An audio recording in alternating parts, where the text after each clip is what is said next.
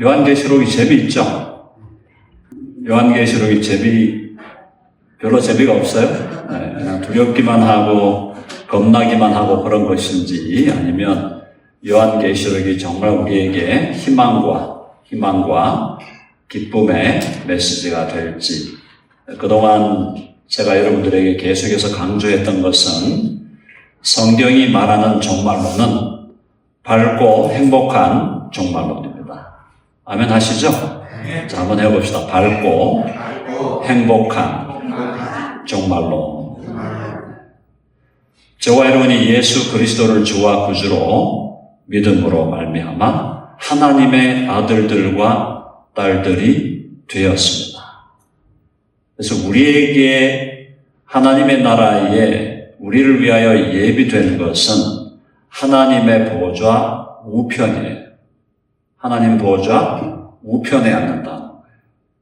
자, 조금 더 우리 한국인의 심성에 다가오게 말씀을 드리면, 임금의 영상에 함께 앉게 하신다.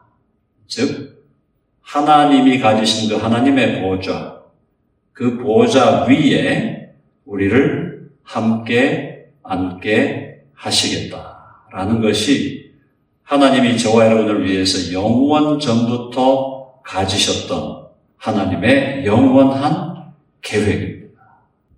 바로 그것에 대한 소식이 복음이에요. 복음이라는 걸 여러 차원에서 다르게 표현할 수 있지만, 복음은 하나님께서 예수 그리스도 안에서 우리를 높이셔서 하나님의 아들 예수 그리스도가 영원히 누리고 계셨던 그 영광스러운 자리로 우리를 올리시겠다라는 것. 그것이 복음의 핵심 메시지다. 자, 그걸 믿고 살아가는 그리스도인들은 우리의 삶 속에서 절대로 실망하거나 낙심하거나 또 절망하거나 그럴 수가 없는 겁니다. 우리의 미래는 밝고 행복하기 때문이에요. 밝고 행복한 종말론이 우리의 결론인데, 그 결론에 가기까지의 과정이 사실은 업스 앤 다운스가 있고, 인간의 역사도 하나님의 섭리 가운데 역사가 아주 하나님 안에서 진보하는 역사가 있고 발전하는 역사가 있고, 또 역사가 하나님을 배반하여 깊은 구렁텅이로 내려가는 역사가 있는데, 자, 주님이 오시기 직전에 대환란의 기간이 있다고 했습니다. 대재앙의 기간이 있다고 했어요. 그 대환란과 대재앙의 기간 동안에 특별히 이 세계를 지배할 자가 한 인물이 등장하는데, 그 인물에 대해서 오늘 계시록 13장은 우리에게 말씀해 주고 있는 것입니다. 예수님이 오시기 전에, 재림하시기 전에 이 세계를 전 지구적으로 지배할 그 인물이 누구냐? 우리가 보통 신학적으로는 적그리스도다 그렇게 부르는데요. 엔티크라이스트. 적그리스도인데 이 엔티크라이스트, 적그리스도가 사실은 예수님이 오신 초림 때부터 교회사 2000년 동안 계속 존재해 왔어요. 그게 우리가 이제 small a, 소문자 A, 엔티크라이스트, 적그리스도들이에요. 여러 적그리스도들이 등장을 해왔는데, 이제 마지막에 가장 강력한 대문자 A, 적그리스도가 등장하게 된다.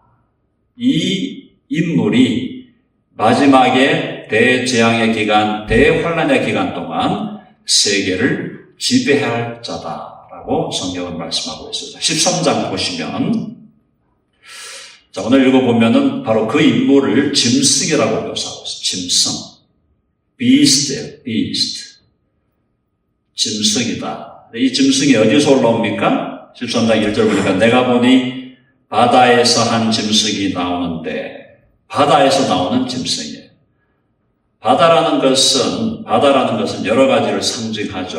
어떤 것은 굉장히 긍정적인 의미, 바다와 같은 사랑, 바다와 같은 어머니의 사랑, 또 하나님의 사랑, 또 바다와 같은 사랑으로 묘사되고 긍정적인 이미지가 있어요. 근데 바다는 또 굉장히 부정적인 이미지가 있는 거예요. 성경에서 바다라는 것은 우리 노아에서 홍수와 같은 심판의 바닷물이고, 또 이 바닷물이 계속해서 썰물과 밀물, 계속해서 치는 바다, 파도 이런 것들을 생각할 때 성경에서 바다의 이미지는 늘 항상 변화하고 그러면서도 하나님을 대적하는 하나님에 대한 반역의 상징이 바다예요.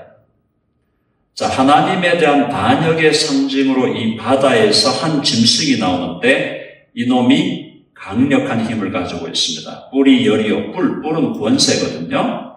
열이다라는 것은 완전한 권세, 강력한 권세라는 말이에요.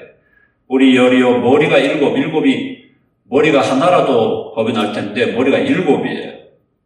그 뿔에는 10왕관이 있고 뿔에 또 10왕관들이 있고 그 머리들에는 신성모독하는 이름들이 있더라. 이 짐승이 나오는데 짐승이 강력한 권세를 가진 강력한 권력자가 나오는데 이 권력자의 본질은 뭐냐? 신성모독하는 이름들이다. 신성모독한다 무슨 말이에요? 하나님을 반역하고 하나님을 욕하는 자다. 하나님을 모독하는 자예요. 하나님을 모독한다. 영어로 이제 blasphem이라는 단어를 쓰는데 하나님을 모독한다는 것은 하나님에게 침을 뱉는 존재다 이 말이에요. 하나님에게 항상 침을 뱉고 하나님 따위를 때리고 막 하나님을 발로 차고 하나님에 대해서 자기를 하나님이라고 높이면서 하나님의 왕권과 주권에 대해서 대항하는 자가 짐승이 나온다. 신성을 모독한다. 하나님의 존재를 인정하지도 않고 하나님이 세우신 법을 자기 마음대로 짓밟는 존재다. 그래서 이 짐승에 대해서 2절에 보니까 표범과 비슷하다. 표범은 아주 빠른 거죠? 빠르고 잔인한 동물이에요. 곰의 발다. 곰은 강력한 힘이 있죠? 곰발에 한 대 맞으면 그냥 나가 떨어집니다. 웬만한 사람은 그냥 다 나가 떨어져요. 곰의 발. 그 입은 사자의 입을 보면 사자가 입을 벌려갖고 뭘 하나 잡았다, 물었다 하면은 절대 놓지 않죠? 강력하고 잔인하고 아주 무서운.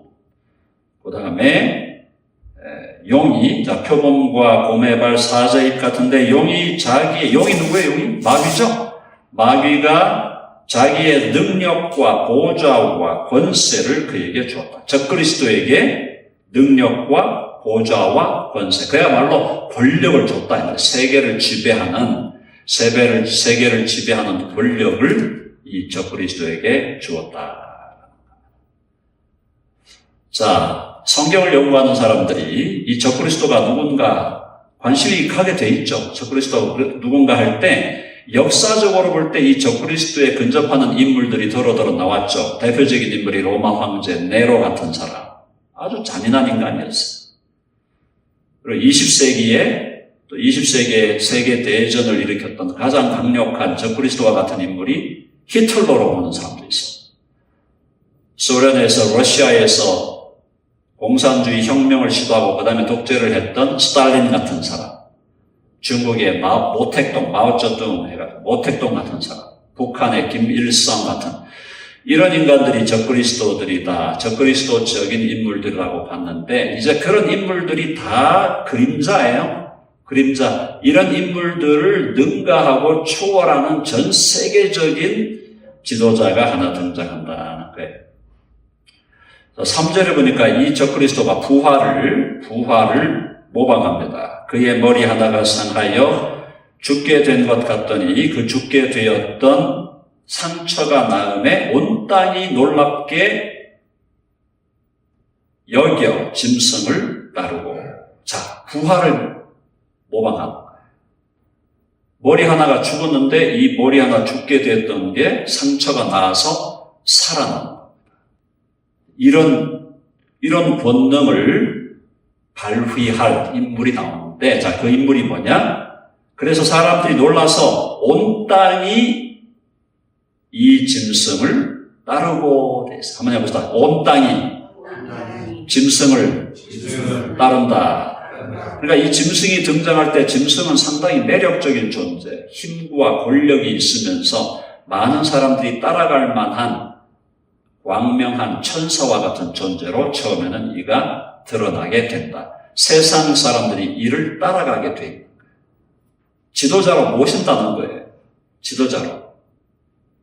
아주 매력적이고 아주 권력이 강한데도 매력적이면서 세계의 문제를 마치 다 해결할 것처럼 평화의 사도로 등장하게 된다. 그런데 이놈의 배후에는 누가 있느냐? 용이 있다.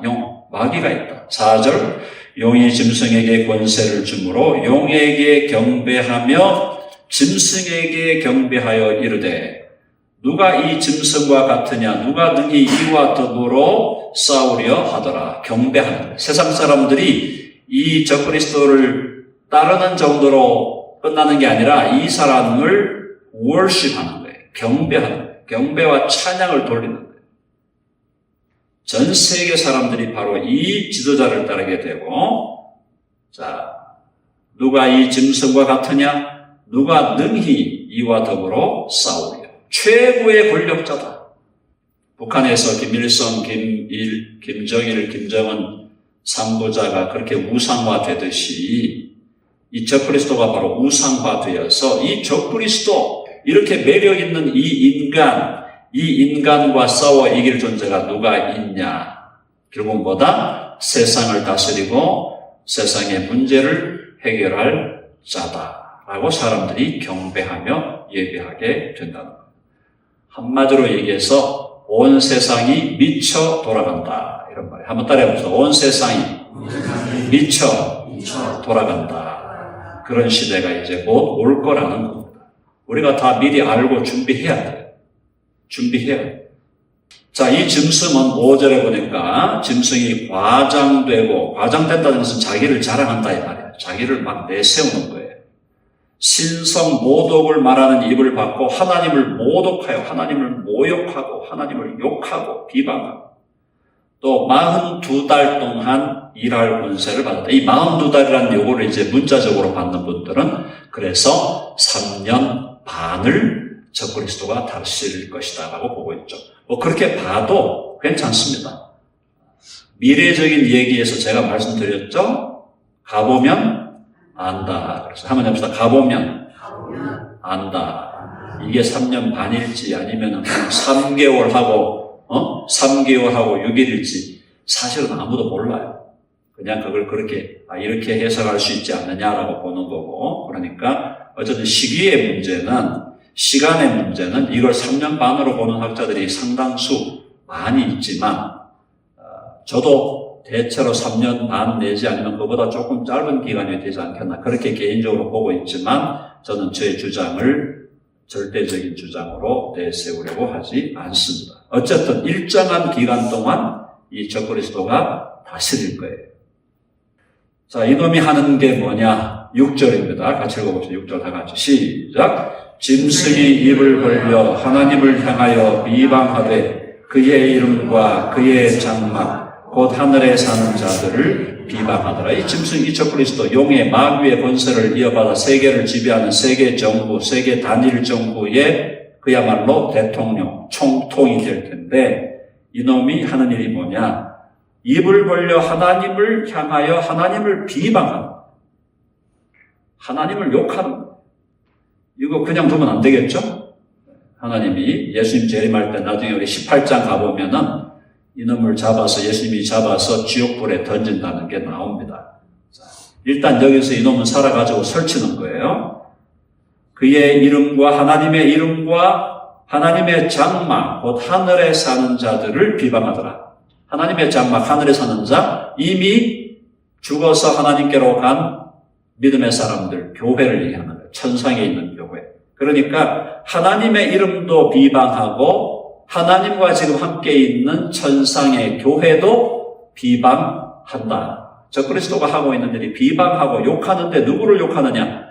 우주의 왕이시고 만왕의 왕이시고 거룩하시고 존귀하신 우리 주 하나님 아버지, 그분을 예배하고 영광 돌리는 게 아니라 그를 비방하는 말을 내놓게 된다. 왜? 자기가 이제 이 세계를 지배하게 됐으니까, 이 세계를 자기 마음대로 지배하고 자기 손아귀에 쥐고 최고의 권력자로서 이 세상을 다스리는 그런 힘을 얻었으니까 지가 하나님인 줄 알고 생각하고 하나님을 비방한다.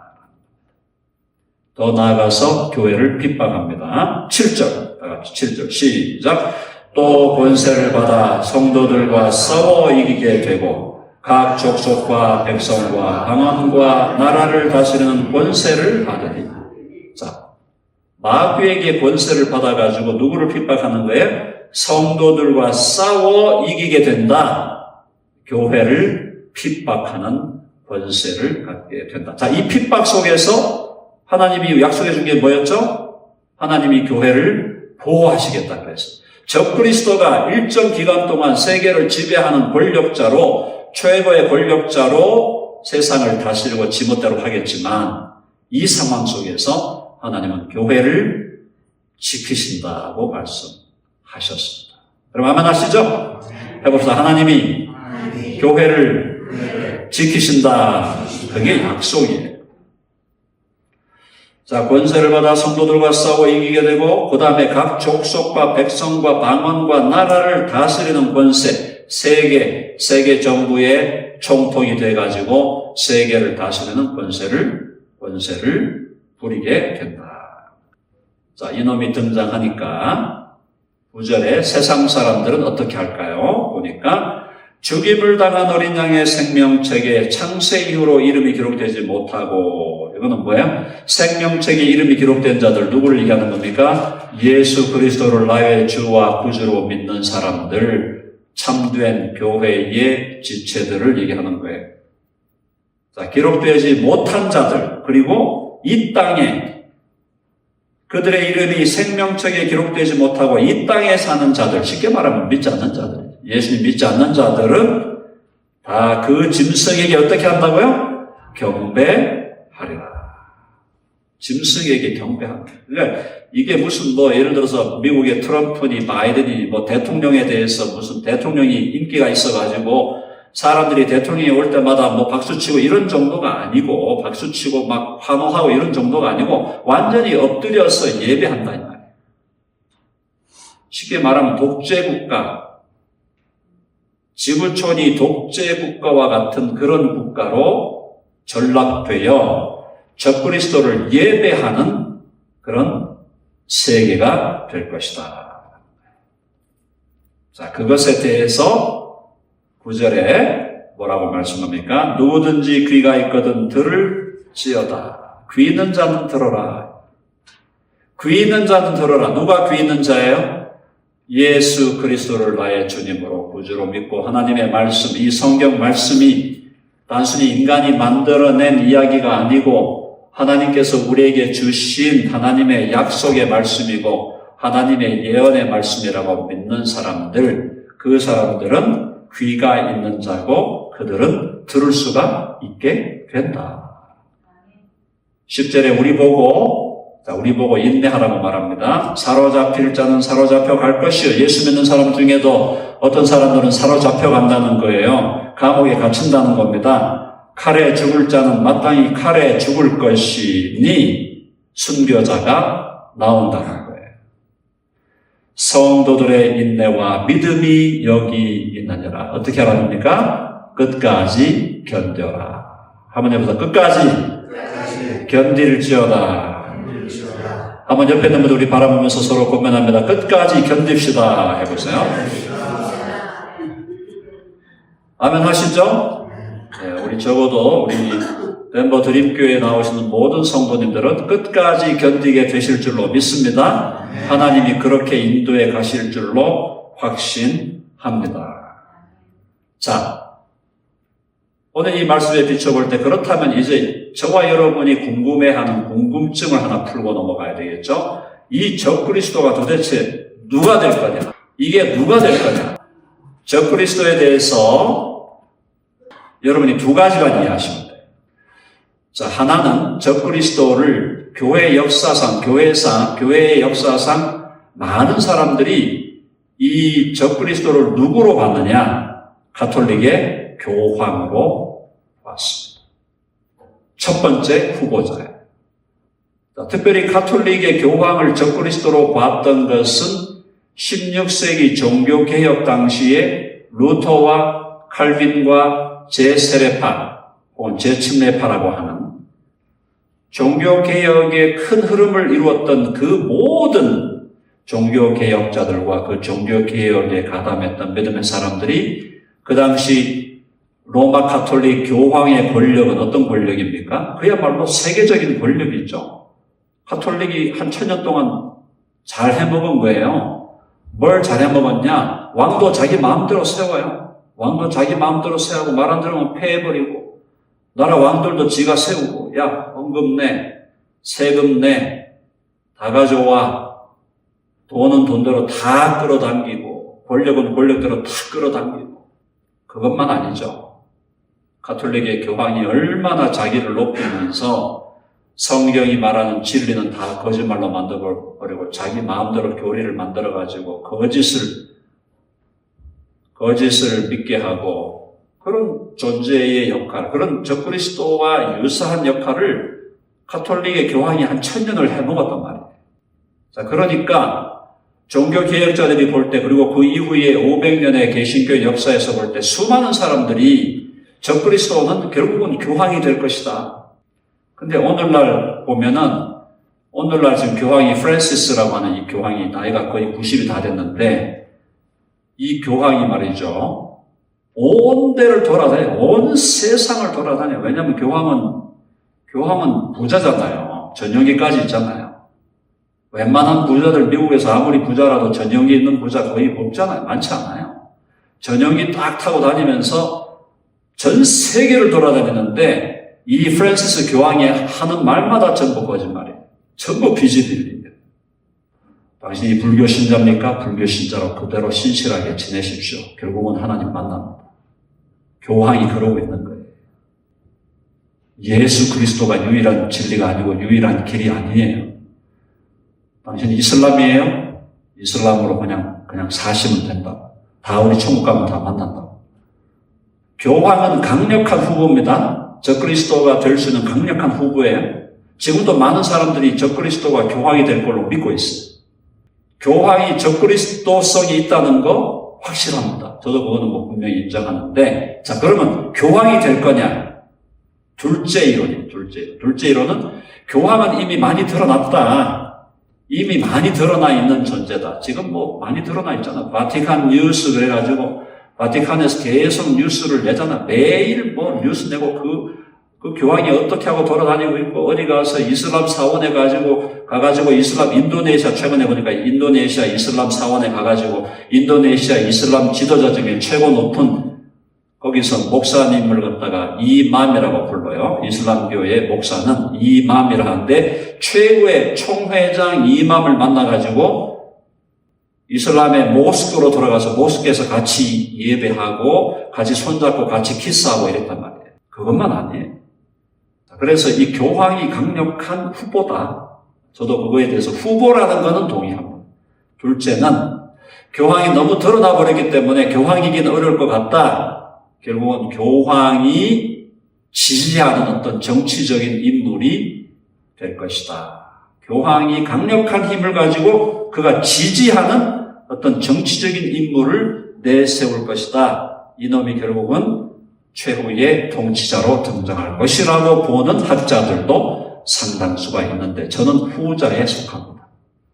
교황은 가능성은 있지만 지가 하나님이라고 나서기에는 좀 애매한. 자, 그래서 교황이 지지하는 어떤 정치적인 인물이 등장하여 그가 마지막 예수님 오시기 직전에 이 세계를 지배하는 적그리스도로 등장하게 될 것이다 라고 저는 개인적으로 생각하고 있어요. 그것도 저는 절대적으로 주장하지 않습니다. 왜? 가보면 알기 때문에. 결론은, 사랑하는 여러분, 우리는 지금 세상의 역사가 어떻게 흘러가고 있는지 관심을 가지고 봐야 되는 거예요. 관심을 가지고 세상 역사가 지금 어떻게 흘러가고 있는지를 볼 수 있어야 되고, 그렇다고 거기에 빠져가지고 막 불안해하고 막 두려워하고 패닉이고 그럴 필요가 없어요. 패닉이 올 필요가 없어요. 교회가 누구예요? 교회는 하나님의 자녀들이고 하나님의 눈에 넣어도 안 아플 자녀들이고 교회는 예수 그리스도의 신부예요. 교회를 하나님이 끝까지 보호하시고 지키시겠다는 것이 하나님의 약속이고 하나님의 결의고 하나님의 결정이에요. 그러므로 우리가 두려워하거나 겁나거나 패닉에 빠질 필요가 없어요. 그러나 역사가 지금 어떻게 흘러가고 있는지에 대해서는 관심을 가지고 봐야 된다. 그러면서 아직도 이 세상의 본질이 무엇인지, 하나님을 믿지 않는 자들이 갖고 있는 그들의 인생의 본질이 무엇인지를 알지 못하고 아직도 이 세상의 육신의 정욕과 안목의 정욕과 이생의 자랑에 빠져가지고 하나님도 무시하고 하나님도 인정 안 하고 살아가는 사람들이 있다면 그들이 우리들의 식구고 그들이 우리들의 친구고 우리들의 동료들이고 우리들의 동창들이고 그들 가운데 우리 이웃들 중에 아직도 예수 그리스도를 주와 구주로 믿고 있지 않는 자들이 있다면 그들에게 우리는 예수 그리스도의 복음을 증거해야 된다. 그리고 장차 역사가 그렇게 될 것을 알고 우리는 마음으로 준비하고 영적으로 무장하고 그리스도의 거룩한 신부로 자신을 단장하고 대환란의 기간, 대재앙의 기간을 통과해 가는 통과를 위한 준비를 갖추고 우리의 믿음이 늘 제가 얘기하잖아요. 우리의 믿음이 베이비의 믿음으로 머물지 말고 베이비의 믿음도 구원은 받습니다. 구원은 받는 건 아니에요. 베이비라도 거듭 났으면 구원 받는 거예요. 그 사람의 믿음이 어려도 하나님은 구원하셔요. 그러나 이 마지막 시대에 베이비의 믿음으로 머물지 말고 우리의 믿음이 자라야 됩니다. 아멘 하시죠? 잘 자라서 우리의 믿음이 주 안에서 견고해지고 그러므로 마지막 시대를 이기는 참된 믿음의 사람들, 영적인 군사, 영적인 전사로 우리 모두가 자라야 될 줄로 믿습니다. 옆에 있는 분들 바라보면서 축복합니다. 영적인 전사가 됩시다. 자, 누가 될 것인가? 적그리스도 상당히 흥미진진하죠? 저도 굉장히 흥미진진하게 보고 있어요. 한동안 오바마가 적그리스도다 이런 얘기가 많이 떠 있었는데 오바마도 상당히 적그리스도적인 성격을 갖고 있는 존재죠. 굉장히 인기가 있고 아직도 젊고 아직도 50대잖아요. 60이 안 됐나 모르겠어요. 거기에다가 60이 됐다도 60대 초반일 텐데 오바마가 한 8년 하면서 미국을 그죠? 그런 느낌도 있고 하여튼 누가 될지 몰라요. 근데 어떤 사람들은 나중에 적그리스도가 흑인이 등장하지 않겠냐, 아프리카에서 누가 나오지 않겠냐 이런 얘기를 하는데 아프리카에서 나올 수도 있고 라틴에서 나올 수도 있겠고 남미에서 나올 수도 있겠지만 누가 나오든지 간에 이놈의 배우는 마귀, 이놈이 하는 일은 하나님을 모독하고 교회를 핍박하고 자기를 하나님이라고 높여서 세상 사람들이 자기를 경배하게 만드는 거예요. 근데 이 적그리스도의 수명은 짧아요. 3년 반일지 얼마나 될지 모르지만 짧은 기간 동안 그가 통치하고 지배하겠지만 결국 이 적그리스도를 재림하시는 예수 그리스도께서 오셔서 이를 멸망시키신 다음에 그를 영원한 불못으로 영원한 지옥으로 보내신다는 게 계시록 18장에 나오고 있습니다. 이제 13장 우리가 들어갔으니까 18장 들어갔을 때 그때 또 자세히 말씀드리기로 하고 우리가 해야 될 일은 오늘도 믿음을 지키고 내 믿음이 베이비와 같은 믿음, 약한 믿음, 유치한 믿음에 머물지 아니하고 내 믿음이 주 안에서 성장하고 성숙하게 해주시고 주신 사명을 따라 지금도 예수님 알지 못하는 사람들에게 복음을 전하는 복음의 증인으로 살아가는 것이다. 아멘 하시죠? 네, 옆에 있는 여러분들, 주위의 가족들, 친구들, 동창들, 또 이웃들, 복음 아직 예수님 모르고 자기 인생이 도대체 어디로 가는지도 모르고 역사가 어디로 가는지도 모르고 그렇게 방황하며, 본인도 방황 안 한다고 생각하겠지만 방황하며 살아가는 그 사람들에게 예수 그리스도의 피 묻은 복음을 전가하는 우리 모두가 되어야 할 줄로 믿습니다.